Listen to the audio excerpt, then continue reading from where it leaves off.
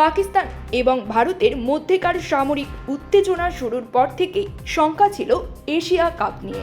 ভারত আর কখনোই পাকিস্তানের মুখোমুখি হতে চায় না ক্রিকেটে, সে কথাও চাউর হয়েছিল। যদিও কথার সঙ্গে কাজের মিল এতটা দ্রুত এসে যাবে সেটাও হয়তো ভাবনাতে রাখেননি অনেকেই। তবে শেষ পর্যন্ত এটাই ঘটতে যাচ্ছে।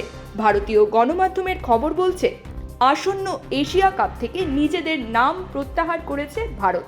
ভারতের ক্রিকেট বোর্ড বিসিসিআই এর সূত্রে খবরটি প্রকাশ করেছে ইন্ডিয়ান এক্সপ্রেস। সেখানে বলা হয়েছে, পুরুষদের এশিয়া কাপের পাশাপাশি নারী ইমার্জিং এশিয়া কাপ থেকেও নিজেদের সরিয়ে নিচ্ছে ভারত। ঠিক কেন এমন সিদ্ধান্ত, এর ব্যাখ্যাও এসেছে ভারতের গণমাধ্যমে। ক্রিকেট বোর্ডের এক কর্তা জানিয়েছেন, ভারত দল এমন এক টুর্নামেন্টে খেলতে পারে না যার আয়োজক এসিসি এবং এর প্রধানের পদে আছেন একজন পাকিস্তানি মন্ত্রী।